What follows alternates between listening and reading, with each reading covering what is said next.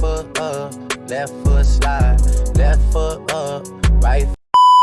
So, I just saw the new Thor movie, and it was alright. What surprised me was that people online really didn't like this movie.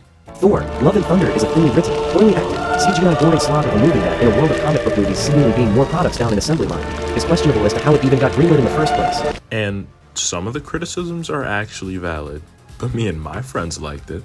I'm gonna start with the stuff I enjoyed, because there were a lot of good parts. I'll leave all of my negative criticisms to the end, so people can just turn the video off when I start ranting.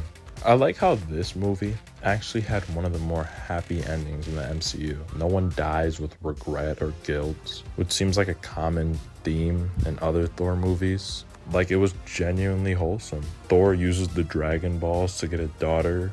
Korg gets a boyfriend. Even the characters that do die get a post-credit scene showing how they're happy in the afterlife. I loved Gore. He's definitely one of my new favorite villains in the MCU. He was definitely a highlight of this movie. He was scary, threatening, and his motivations actually made sense. The story was fun. It succeeds at being fun, but not funny, which I felt like it was trying too hard to be, which is what a lot of people were complaining about online. A lot of the jokes for me just didn't land. Like, there's this gag that has to do with goats, and it stops being funny after the second time they do it, and they do it 6 times. I enjoyed the costumes in this movie. A lot of them were ripped straight out of the comic books, and some of them were completely original. I like the big set pieces this movie has, even if some of them were literally traced directly from a comic book. And this movie had good fight choreography, which was really entertaining. I liked watching Jane use the broken Mjolnir hammer to fight in new ways. Like, that was just really cool to see. You could tell Taika Waititi was having fun. There were some minor CGI issues because they were using like this weird new technology, but admittedly it was kind of distracting, but it wasn't world breaking like the people on Twitter said it was.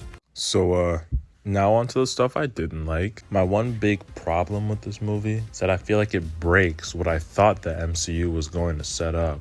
Me and my girlfriend went to that theater fully expecting Chris Hemsworth to be killed off and for them to make Jane the new default Thor. Because every TV show and movie that Marvel Studios has released has kind of been going in the direction of the all new, all different era of Marvel, which is something I actually like. But this movie does the complete opposite by literally killing off one of the core members of the all new, all different Avengers in the first movie that they're in. And that kind of pissed me off because they completely wasted her potential in the first movie that she shows up in. And I can't even tell you why. The good part is, maybe she can be brought back with some multiversal shenanigans. But if that was their plan, why wouldn't they just start with that? Another thing I didn't really like about this movie is that it had no consequences. I know earlier I said I liked the happy ending it had, but there was a lot of fake out deaths where it felt like a character was gonna die, and then they just didn't.